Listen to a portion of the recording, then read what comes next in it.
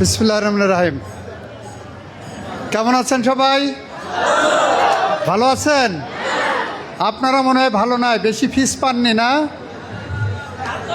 ফিস বেশি দেয়নি? আপনারা ভালো আছেন? আমি আছি। ভোট দিয়েছেন, ভোট দেওয়ার পরে আপনাদের সাথে এইভাবে এসে দেখা করার কথা সময় পাইনি। আজকে কিন্তু আমাকে দাওয়াত করছে গতকাল রাতে, তাই না? গতকাল রাতে আমাকে SMS করছে নামযজ্ঞে যদি আমি আসতে পারি তাহলে খুশি হবে। আমি চলে আসছি, কিন্তু এসে দেখছি বাতাসা কদমা কোনো কিছু নাই, মিষ্টি টিষ্টি কিছু রাখেনি নামযজ্ঞে।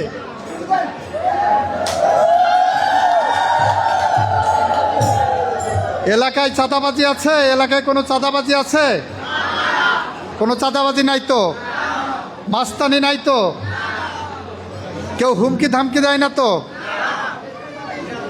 যদি কেউ হুমকি ধামকি দেয়, মাস্তানি করে, চাঁদাবাজি করতে আসে, কারোর কোনো ছেলে মেয়েদেরকে উত্ত্যক্ত করে, চোখ কান বুঝে আমাকে একটা SMS পাঠাবেন শুধু,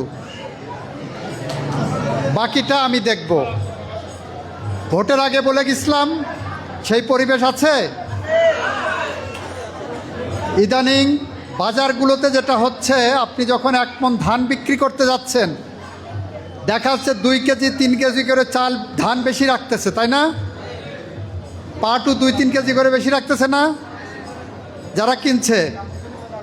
এই যে এখানে আমাদের ইউনো সাহেব আছেন, গতদিন শোলকুপা বাজারে কয়েকটাকে ধরে জেল দিয়ে দিয়েছে 3 মাসের।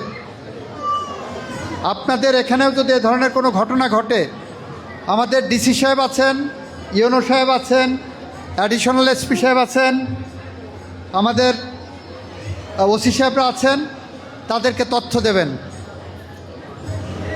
যদি আপনার 1 মণ ধানে কেউ 2 কেজি বেশি নিতে চায়, তার সোজা ঠিকানা হবে কারাগার। এটা কিন্তু আমরা সারা শোলকুপাতে করছি। আপনাদের এখানে কি মাদকের উপদ্রব কমছে?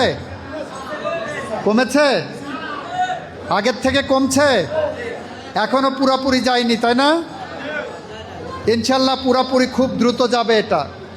এখানে কোনো মাদক কারবারি থাকবে না, মাদক সেবীরা থাকবে না, এখানে মারামারি থাকবে না, সন্ত্রাস থাকবে না, এখানে খুন খারাপি থাকবে না।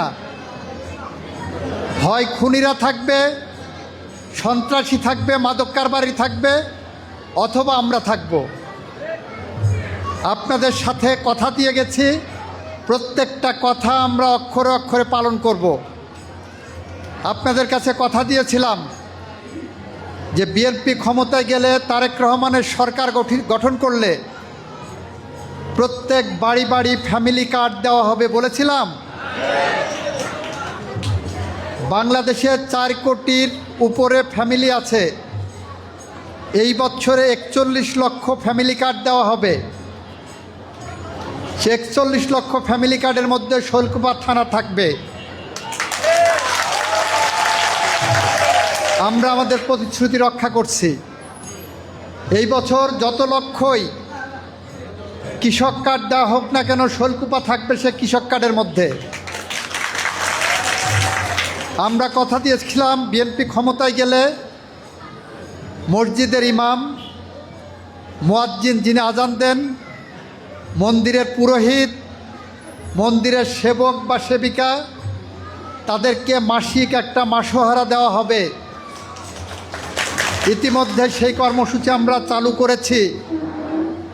সেটাও আমরা পর্যায়ক্রমিকভাবে এই বছরে ব্যাপক আকারে চালু করব। আমরা যা কথা দিয়েছি আমরা সেটা রক্ষা করছি।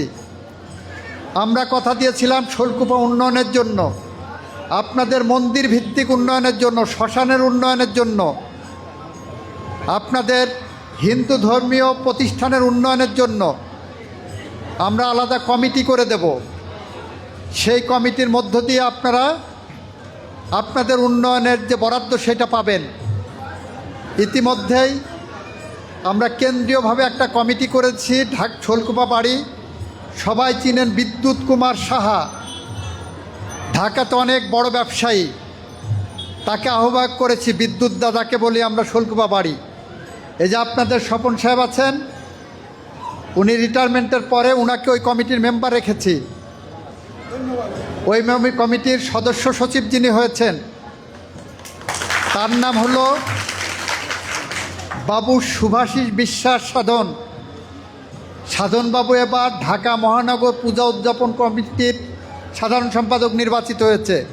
পুরা ঢাকা শহরের তার শোলকুপার মানুষ, তাকে দায়িত্ব দিয়েছি শোলকুপার কোন মন্দিরে কোন সময় কত বরাদ্দ যাবে ওনারা আমাকে যেভাবে বলবেন আমি সেইভাবে বরাদ্দ দেওয়ার ব্যবস্থা করছি। আমরা যে কথা বলি সেই কথা রক্ষা করি।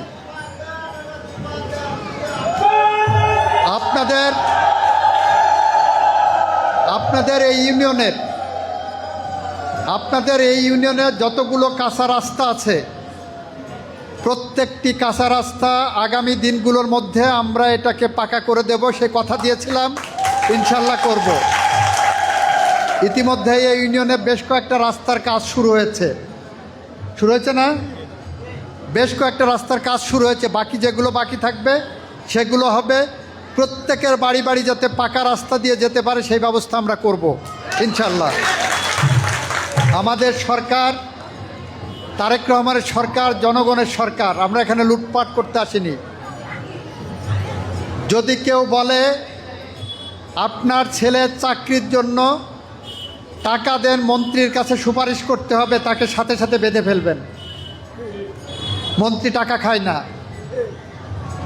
মন্ত্রীর নামে কেউ টাকা চাইতে গেলে তাকে বেঁধে ফেলবেন, আমাকে কল দেবেন, তারপরে বাধা অবস্থায় তাকে ধরে নিয়ে যাওয়ার দায়িত্ব পুলিশের।